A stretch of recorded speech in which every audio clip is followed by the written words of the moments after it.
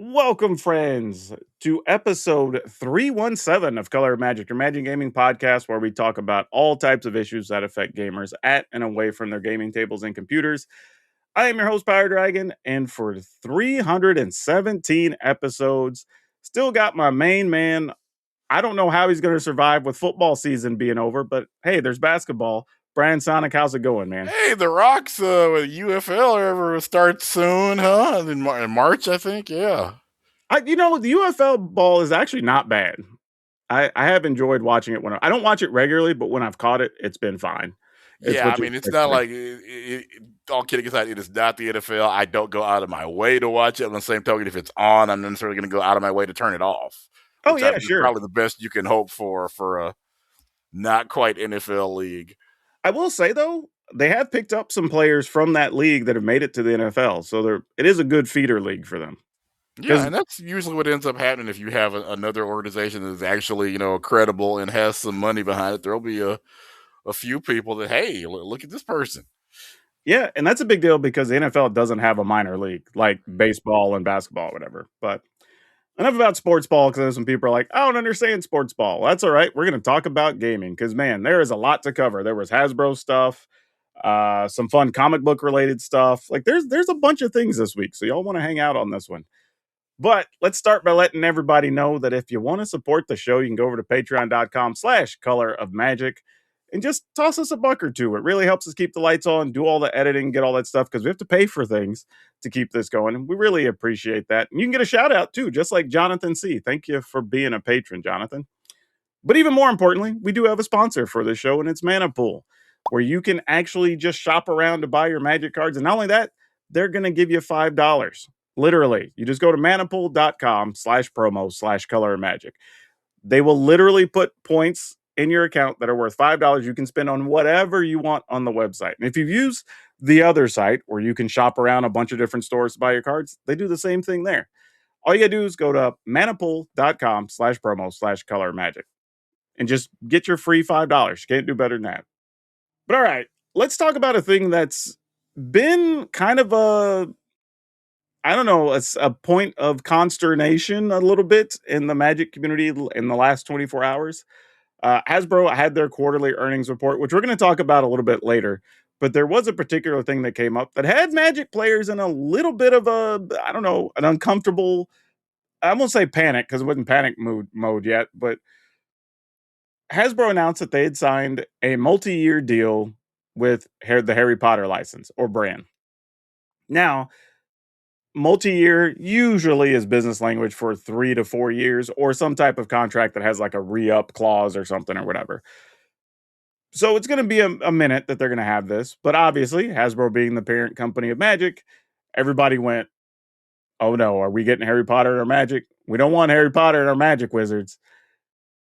To their credit, they did come out very quickly and say, "Hey, look, we already have our own Wizards College. We ain't looking at doing anything like that anytime soon. Just get it out of your head. We understand the situation." And now put the everyone will remember that because Oh yeah, of course, of course. No, you're not wrong. Everybody's going to sit on it, right? And just the internet being what it is, people have already clipped it and just put that in a save folder for later, right? right, because we also remember that Universe and Beyond won't be in standard. Clip that. Everybody remembered it. Years ago, Rosewater giving some random property as an example of a thing that there is no reason for Wizards to do, and then Hasbro goes, "Hey, wait, there might be a reason for that." Though, I will say this. I was one of the people that said early on that Universes Beyond kind of had to be in standard if they wanted it to work. And I had a bunch of people argue with me, and I just told them like it's inevitable because you can't make cards that are just set specific to get played and people be happy with them if they can only play them in like modern because they're just not going to be competitive and they're just going to get blown out. So like, and if you're trying to grow standard and trying to get people to go to more stuff at your local store and blah blah blah, right? So it made sense. So I wasn't surprised by that. And even this Harry Potter thing, I do think they are probably, as it stands right now, well intentioned to say we don't really want to put this in Magic. Here's the thing. I think with all these promises, they were made by Wizards and broken by Hasbro. But therein is the problem. I mean, Hasbro is the one running the to show. some extent, I don't even know. I think the Universe Beyond, I could totally see that decision have been made by somebody at Wizards. I wouldn't be shocked by it. I know Hasbro's not mad at it, obviously, because it made them piles of money. But I think where on the Harry Potter thing, I think it's going to be one of those cases where we'll probably have. I mean, one, they just signed the license anyway, so you'd be 2 to 3 years out before you could even get to a set to begin with. Yeah, and But right now Strixhaven is right here, so yeah, exactly. Right, you want Strix. to get some time. Yeah, Strixhaven's still going to be standard legal for 3 years, so I think that's already going to be one issue. The other is, I think you probably wait, right? Till you get to somewhere around late 28 ish, 2028, and kind of go, all right, how are things looking? Do we need to start working on a Harry Potter set? Right? Because then they still wouldn't see it until 29, well, till 2030, probably at that point. But then it's far enough along that things change. Who knows what? But realistically, I still think there's only so many, like we said before, golden geese that they could still chase down. Right? There's still some properties out there that could make them a pile of money and bring them some new players, but not as many as people think before we have to start rehashing some of them. Right? Which again, if we went back to Final Fantasy, I don't think people would be that upset. If we went back to Warhammer, there's still a lot to explore there. I think that'd be Oh yeah, fine. Warhammer is near infinite. Yeah, we only touched on what, 4 factions in Warhammer, so we can, hell, there's easily 12 more you could do if you wanted to and turn that into a thing. So there's still stuff before they have to unlock the Harry Potter door, right? I think that's a real discussion to have. But at some point, we've been talking about it, right? If their animated series or their movie or both don't ever make it to the finish line, or they come out and they don't hit, then you start going, okay, well, we took our biggest swing with the Magic license. What else are we supposed to do? Because that's the thing. Everybody that keeps saying, Harry Potter aside, just Universes Beyond as a whole, that says, oh, well, we don't want this in there. We want them to focus more on magic or whatever. But it's hard to argue with the numbers. I feel you. I like magic, obviously. I would love there to be more wizardry and magic stuff and whatever. Love it. But at the same time, I also understand business. And I see all the people showing up to stores and conventions and buying every damn thing. It's hard to argue with. So at some point, if those projects don't work, I'm just saying, if this is a door that gets unlocked in 5 years, don't be surprised. Right now, though, don't think it's a concern. I think there's still plenty of licenses for them to explore, still a lot of stuff to rehash that we haven't even covered yet. So I think we're fine. And And I I and think, I kind of always wonder, like, okay, people are obviously very upset with Harry Potter and even the possibility. I understand. So I was always wondering why wasn't there the same reaction to Strixhaven? Because now by their own admission, Strixhaven was literally just Harry Potter with the magic skin on it. oh, sure. A hat set, if you will. I would say this. Like, I mean, we know the J.K. Rowling issues, right? So that's not a surprise. But I wouldn't be shocked if at some point that was explored before they made it Strixhaven. I don't think it's unreal to say that somebody went, "Hey, what if we could get Harry Potter? What would it look like?" And then maybe it just didn't happen, or maybe they saw all the discussion around it, and whatever, and said, "No, this is a bad PR move. Let's not. But let's just make it magic." Right? I wouldn't be surprised if something like that happened. But yeah, I think it's more interesting too to see that the other licenses they announced alongside that were like K-pop Demon Hunters, which we kind of all saw that coming. It's one of the biggest things on the planet right now. Voltron, I believe, was also on that list, which was kind of surprising because Voltron feels very old school. But I we'll mean, talk not about it. much. Well, I guess maybe we're about 15, 20 years older than Turtles, probably. Yeah, at least. Yeah. So kind Because of again, makes if sense. our average, we'll get into the numbers later, but you have the average player is as old as the numbers say they are. Yeah. I mean, at worst, you could get a Voltron secret layer, which would be kind of cool. So I don't know.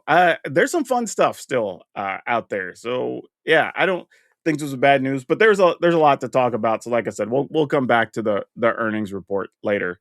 There's definitely more to cover there. But I do have a quick thing that I want to touch on in the soapbox.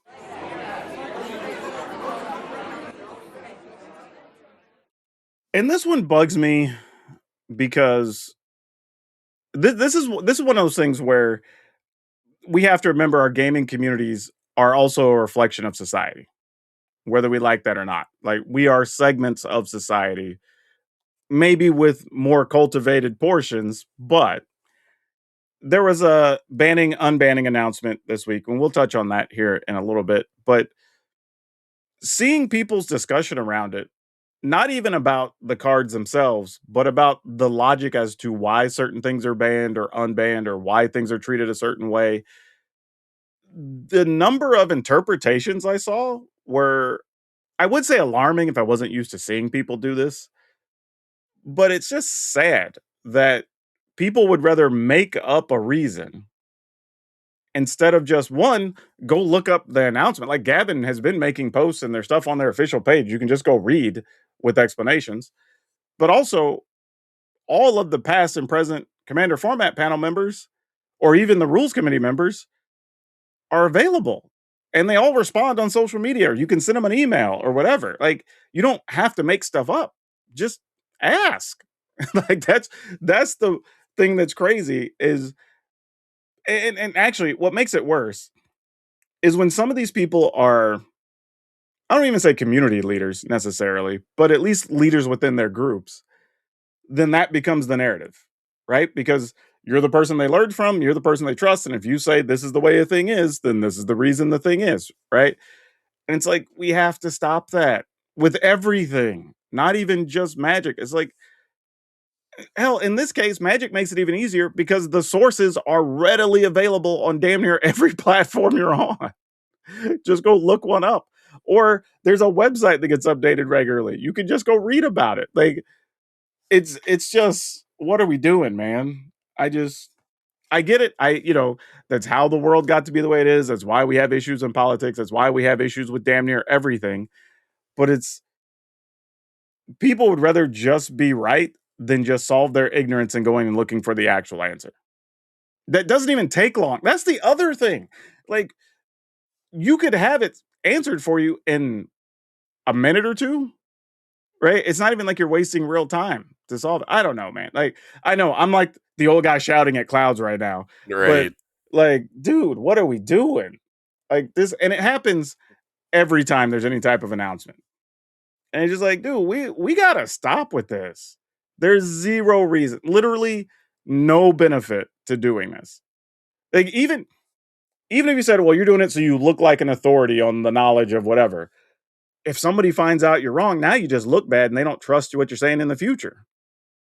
So even that's not a good enough reason. It's like, come on. We've done it here on the show where I've said straight up, I am clear. I say this next part is speculation based on this. So you know exactly what I'm saying is I know to be fact and what I don't know to be fact and why I'm stating it this way. Like because I don't want to be in that situation. And hell, we've had some stuff before where I've even come back and said, "Hey, last week's show I got this wrong." I've had somebody message me and I'm like, "Cool. I got to have my mea culpa here cuz I screwed up." But it's like, come on, man, what are we doing? What are we doing? Like, let's just stop, please, for the love of everything. Just take a second, right? For especially in gaming, like the sources are there. You don't even have to look hard. Like, come on, man. All right, I'm gonna leave it at that. But let's get into some more fun stuff at least, because I say fun. This first thing is a little bit weird, but hey, technology, right? So I found out, and dude, this is hard, almost hard to understand. But there was a company in Vermont, of all places, called OVR Technology that is trying to develop smells for video games. And I don't mean smells in like you scratch and sniff your CD or your cartridge and it has a smell. That when you're playing the game, they're trying to make a device that will give you a vapor or a spritz of whatever the environment is that you're in. So they tested it, it says here, with Minecraft to where you could smell the environment and you can go smell the flowers and the ocean or whatever. But dude, I don't know about you. I like immersive gaming. That's a bit too much. That's a little too far for me. Like, Also, you just know, like, probably it'll be fine at first. 6 months later, it probably won't work. yeah, and that's the other thing too, right? Like, what's the cost because it's brand new technology, but even if it works, like how many different oils do I have to buy? Because I'm sure it has to mix and match to get certain scents. So it's probably going to be like your printer, where you got to have the red, blue, Yeah, green, whatever, right? Like something like that. So I'd just rather have another DLC character or something in most cases rather than that. It's something to be cool for a few minutes, I'm sure, but especially like I play NBA 2K. I don't need to know what the sweaty basketball players smell like in the fourth quarter. That's more realistic exactly than I need. right.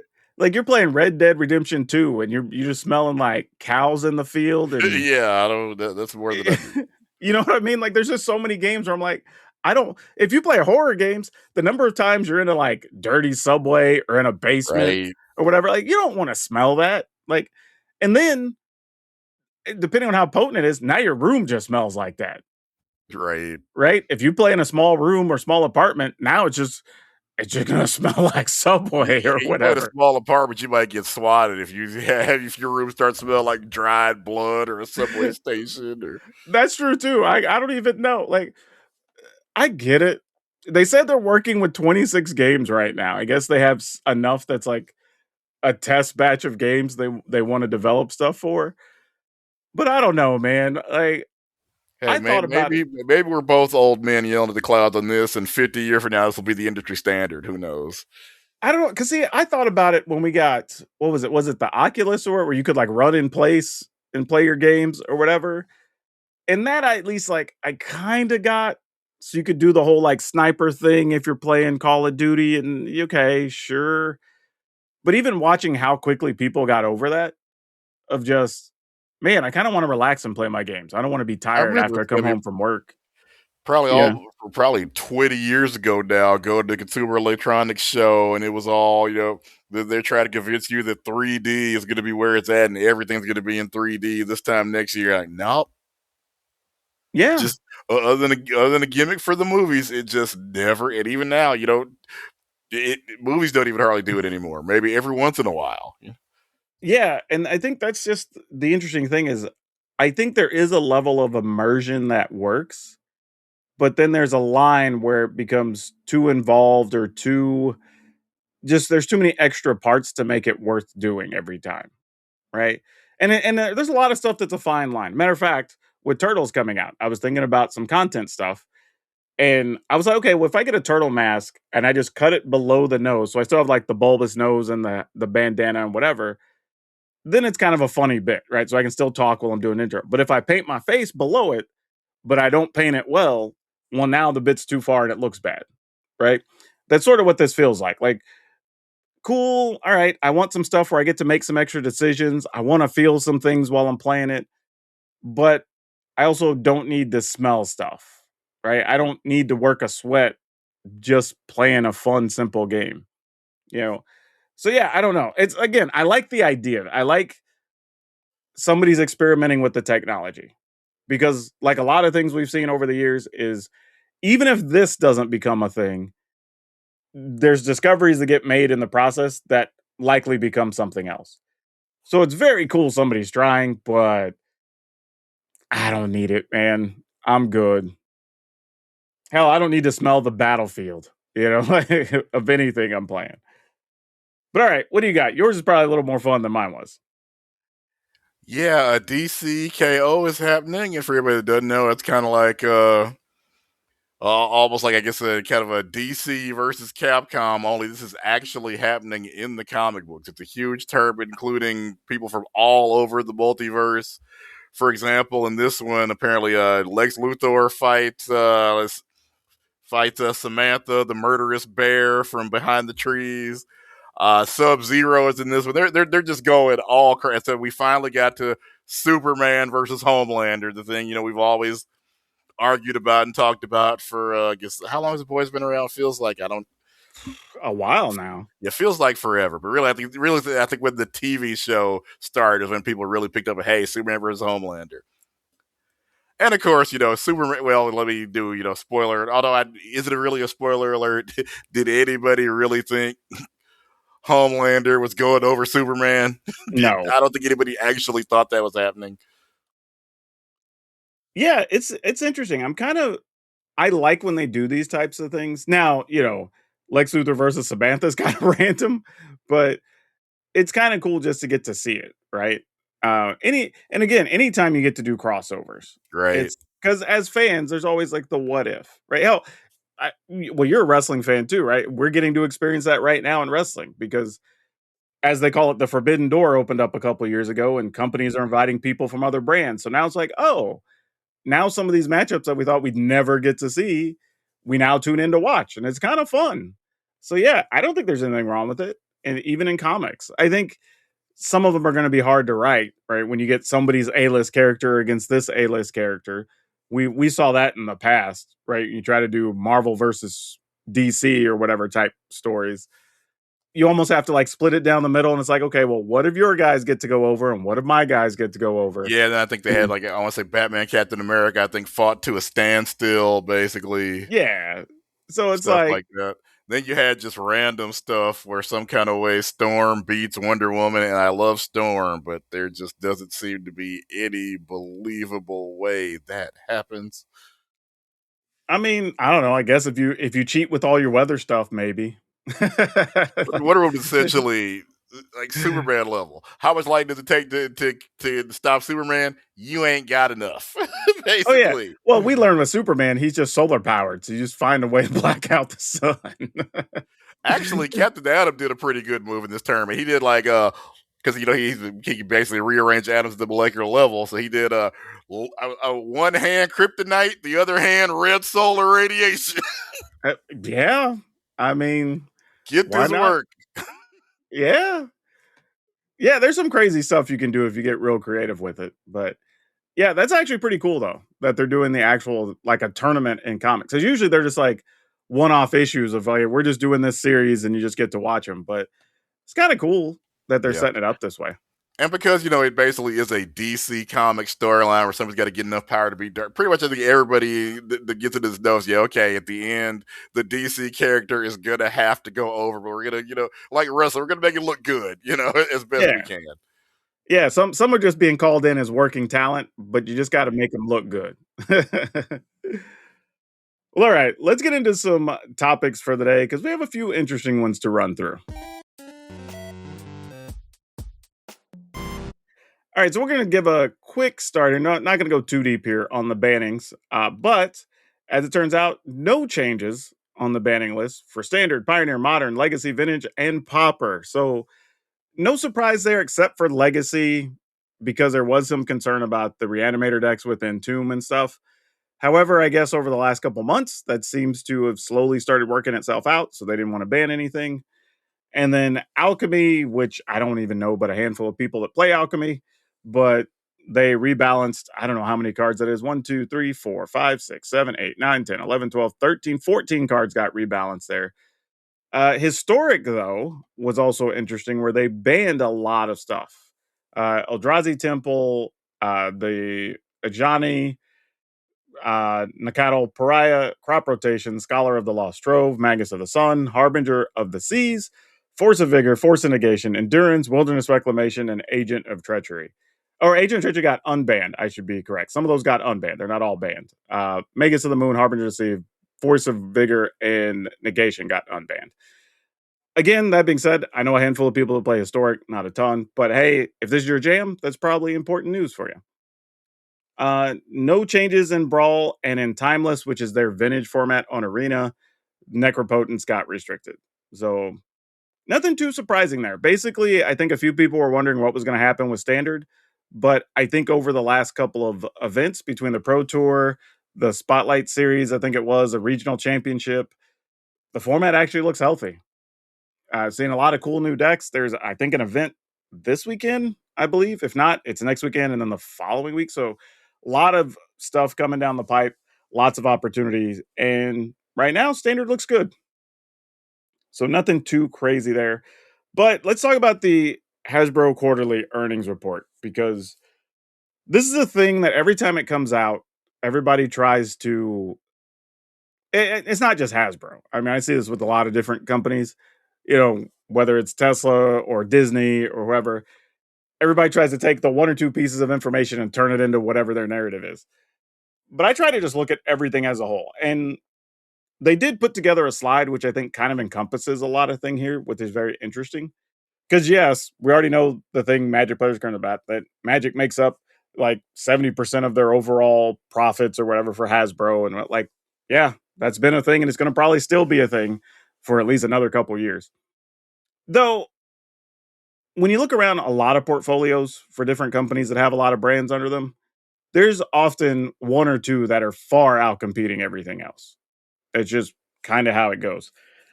That being said, it's going to go line by line here on this slide they put together. But they said Magic is up 59% year over year. And comparing 25 to 24, that actually just makes sense. We had Avatar and we had Final Fantasy that both sold gangbusters. You're kind of not going to have a choice but to beat 2024. Like we said that from the beginning, right? I think the bigger concern right now is looking toward the end of 26 and then saying, well, it's down 18% or whatever the number is, and have people going, see, that's it, they're killing the game and blah blah. It's like, no, 2025 was just an absurd year.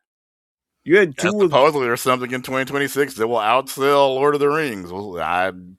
We're both still yeah, skeptical about that, but yeah, I'm still gonna hey, if it happens, great. I'd love to be wrong, but right now I don't see it. But I also think that's why they were okay putting the small turtle set in 26 because it'll somewhat help balance a number for 26 versus 25. At least that's, you know, 25 is going to be such a big number. You try to make the numbers look good and do whatever you got to do. So that kind of makes sense to me. So no surprise there. The average age of players is up to almost 35 years old, which I knew it was a near 30 at one point. So 35 kind of makes sense because Magic players tend to stick around longer. But it does mean an interesting thing here really is that if that's accurate, you're getting not just new players, but new players with spending money, right? Because that's always the thing. Like even if you make content online, you know this, right? If you do stuff that's geared more toward teens and 20 somethings, the amount you make from ads isn't as much as you get if your age range is 25 to 45, especially 35 to 45, because that's the market that has the money, that has the jobs and whatever. I So was gonna say we're getting new players, but not younger players. But it sounds like they're really not looking for younger players because the younger players ain't got enough money. yeah, younger players don't spend the same. I think that's absolutely true. Whether we like that or not, like this is what the numbers bear out. And it ended up at record profits, right? Or at least record growth for the Magic brand. Average player tenure is 5+ years, is what they had in the next line. And that we've known 5 to 7 years seems to still be the thing. I think that's just general life cycle, possibly of card gamers, I would say, not even just Magic. But a lot of card games also don't live 5 years. Also true. So I mean, but Overwhelming majority of them don't make it to the 5 year mark. yeah. I think if you were to look at Pokemon, Yu-Gi-Oh, some of those have been around that long. I wouldn't be surprised if they're still, even if not 5 years, probably 4 to 6 years, somewhere in there. Mostly because some of them, and we've been seeing this with Yu-Gi-Oh, do kind of graduate to Magic or whatever. So that would kind of make sense. And then the next two lines were also pretty interesting. That we now have over 10,000 WPN stores, which is basically all of the official Wizards of the Coast stores that organize events, get promos, do pre-releases, all that stuff. So this means the numbers north of 10K, under 11K, or they would have just said 11K, obviously. But that's actually pretty big. That means growth has been very good over the last, at least since the pandemic. They've added several stores a year, which is pretty cool. And that's worldwide. Not to mention, they said they had 1 million players, 1 million plus, in organized play in their stores in 2025, which is also pretty good because if you take 1 million players divided by 10,000 stores, that's an average of 100 players, Magic players per store. That's pretty strong. Now, obviously, smaller stores, rural areas, right, you're probably going to have like 20 to 30 players. Some in the major cities are going to have 400 players, but average of 100 players per store is pretty strong. I think any game would be excited about that. Now, I do think that they probably put this together to strengthen their argument of look, we're not killing the game, right? These are actual growth numbers. This isn't just people just buying cards. This isn't just stuff being overprinted. These are actual people that went to stores and that we've surveyed and did these things. These are real numbers, right? Assuming everything's accurate and truthful, whatever, because it is an actual financial document or presentation. So yeah, I don't know, Brian. What do you think about this as a whole, as a package of numbers? I mean, I would love to see more younger players, but they just can't afford the game in its current state. And as we said, that looks like that may well be by design, because obviously sets like Star Trek and Ninja Turtles are not even targeting younger players. So Yeah, and I think that's what gives some of these sets. When we look and say like, why'd you choose Star Trek? Well, when your players are 35 plus years old, you know, Star Trek kind of makes sense as a license now. So it makes sense. I that also feels old even for 35-year-old, because it's not any next gen stuff, right? It's just Captain Kirk no, and it's going to Classic be Kirk. all of Star Trek. They said, Oh, okay. yeah, it's going to encompass That makes it everything. make more sense then. Okay. I will say this though, and I've seen this at a lot of events I've been at recently. Particularly, I sat down with some players in Vegas when I was there for the Command Fest late last year, and there is a trend, and this is why I mentioned it a second ago, that we've been seeing players almost like they pick up Yu-Gi-Oh or Pokemon, one of those games, and then are kind of graduating into Magic.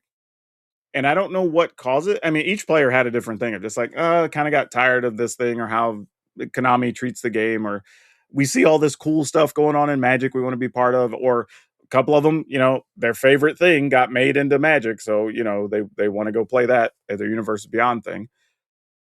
So maybe that's part of it too. Of the rest of the industry is saying, hey, we'll focus on the younger crowd, and then Magic's there when you I don't know, outgrow it. I guess I don't know if that's the right term. You're just looking for something else. Maybe that's the case. But at least as it stands, it's working right now. Whether we like it or not. Another fun bit that they hinted at here, which is kind of worth talking about, is that Lorwyn is already Magic's fastest selling in universe set, which some people went, wow. And then, it beat out Tarkir Dragonstorm, which we knew also at the time was Magic's highest selling in universe set. So, it's an interesting thing because it feels like almost every year is going to have some new best selling in universe set. And whether no people don't want to hear this, but partially because of Universes Beyond, right? If we have Final Fantasy and Avatar bringing in all these people, well, they still want to buy Magic cards. So the next thing available happens to be Lorwyn.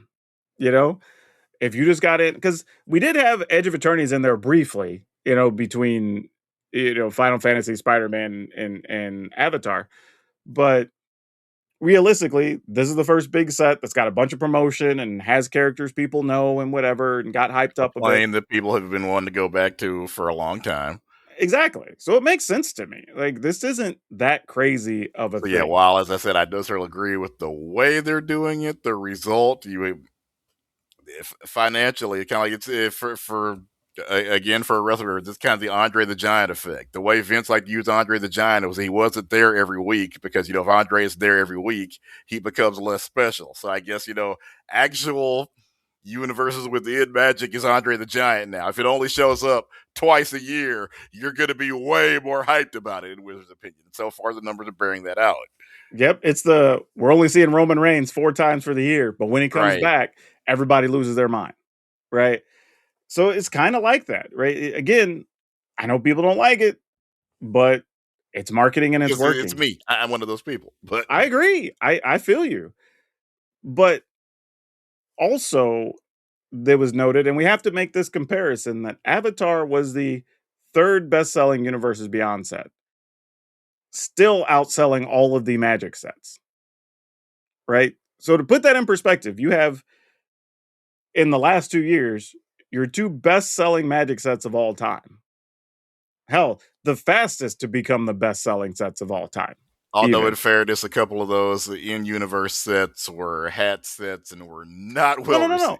But I'm saying even just taking your winners, right? Your Tarkir Dragonstorm and Lorwyn Eclipsed, right? Those are the ones that everybody wants to hang their hat on. And don't be wrong, fun sets. I play with cards out of them.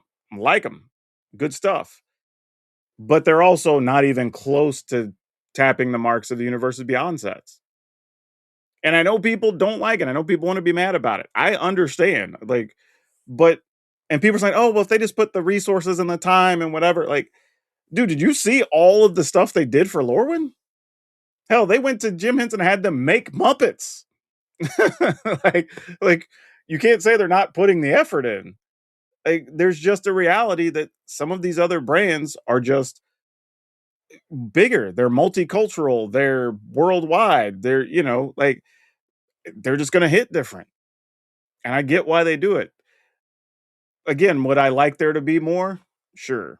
And again, I do still think, And, you and know, and it's frustrating that it seems like most of the other card games, especially the card games in the top five, have figured this out, and Wizards is just not able to for whatever reason. yeah, but also all the other games in the top relevancy of any kind are all branded, right? Where you're talking Well, about Yu-Gi-Oh is a Lorcana brand, but it or started out, Pokemon. a brand that's basically about playing cards. So Sure, but they start out, out the gate, they had their animated series and their video games and whatever. Those are things that Magic never had. It started out as a card game and it's had to be built up from there, and I think that's a huge difference. And it's still competing with those brands, at least as far as the card games and stuff go, right? So it's the leader in a lot of spaces. So they're getting that part right, but it's how do you build the brand? And right now, we talked about it earlier, right? They have an animated series they're working on. They have the movie they're working on. And I do honestly believe that they're probably banking a lot that they want those to hit so you can have your in-universe stuff be stronger. Because obviously, you'd rather not spend whatever these licensing fees are to go. Because I mean, people don't know, but those ain't cheap. Like, they're spending 5 and 10 and $15 million. Go get some of these. They'd rather not spend that money. Trust me, they'd rather just put that in their pockets, but or dividends to people or whatever. But you got to get it so you can get the $200 million sales, right? Of Avatar or the well, whatever it's going to be for Final Fantasy, the 400 million or whatever, right? It's just insane numbers that you're just not reaching with regular Magic sets. And I don't think there's any other way to do it other than say, hey, we have to find a way to make Magic outside of Magic to reach as many people as possible and get them hooked. And I think that's what these media projects are about. We'll just see if they work. But for now, you got your best selling set to start the year. You had your 3rd best selling Universe Beyond set to end the year. So, hey, way to go, Magic, right? Numbers are up. And, And as I've been saying, the ones that have sold the best are the ones that essentially have magic in them. Final Fantasy, Avatar, Lord of the sure. Rings. It's basically, essentially, in so many ways, a palette swap. Yeah, for sure. I mean, it's Magic with a different skin. So that makes a lot of sense. But we'll see. We have Turtles coming up. We'll see how that goes. Again, we have Star Trek at the end of the year. Superheroes are superheroes, whatever. I don't think that one's as hard to figure out is going to sell well, especially because of your access to comic book shops and other stuff and whatever where you can move it. I think the real issue is going to be how well the Turtles sell, how well does Star Trek sell? Because I mean, I think we also know the Hobbit will sell decent, but again, that's just Magic under another skin, basically. And we already know Lord of the Rings sold well. Some of those people are going to buy The Hobbit. So not a surprise. I don't, but it'd be interesting to see though. I don't know if The Hobbit will eclipse Avatar, right? If it will be the fourth best selling Universe of Beyond set. Because I think it could beat Avatar. I don't think it beats the original Lord of the Rings. I don't think it beats Final Fantasy. Yeah, because none of the movies I don't think beat any of the Lord of the Rings in the original trilogy. Yeah, so I don't think that happens. But overall, as a package, probably still makes for a good 2026 for Wizards. But keep your eye on this space. We'll see what happens. And then They there they was kinda a did the same thing the Lord of the Rings did. Man, those movies made a bunch of money. What else do we do? Hey, Bilbo's over there. yeah, yeah, that's We exactly could it, make right? 3 Bilbo movies and alright. And they weren't failures, but they No, weren't they they weren't made Lord a of the bunch of money. Rings. Yeah. So there was one interesting thing here I want to note just briefly that I found to be a very weird thing that I don't remember seeing before. I'm sure it's happened. I just wasn't aware of it. But I saw a blurb that Mattel, the gaming company that that makes like Uno and those games, is buying a digital company called Mattel 163. And I was like, well, that's weird. But it turns out Mattel 163 basically did all the digital stuff of Mattel games, of Mattel product. So I was like, oh, so somebody made a company to work with Mattel and then named it after the company. And then now they're just buying the company. So it won't matter. They're all going to be under one umbrella. But I just, not a huge thing, just a weird little like, somebody actually built a company with the sole intent, it sounds like, to just like, we want to market your stuff and we'll split the profits. And they were like, okay. And now I guess they were And like, you know Mattel what? ain't a bad company to do that with. Oh, yeah. It's a legacy company for sure. But I think now it's just kind of like, all right, we see this is working. Y'all have already done the work. Let's just bring y'all in house and make it official and we get a bigger cut. I think that's where that's headed. But hey, congratulations to people at Mattel 163. Your plan worked. You built it up. The company bought you. It's kind of what you want.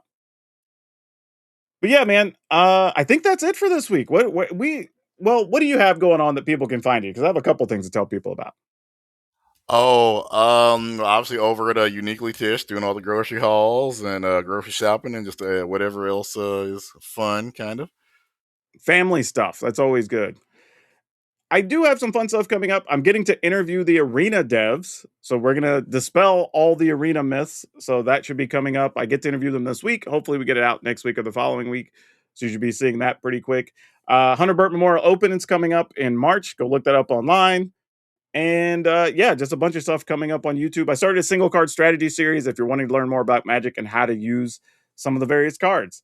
So, man, lots of stuff going down right now. But for now, wherever you are watching or listening, good morning, good afternoon, good evening, good night. Please remember to take care of yourselves and your family. Remember to be awesome. And most importantly, be awesome to each other.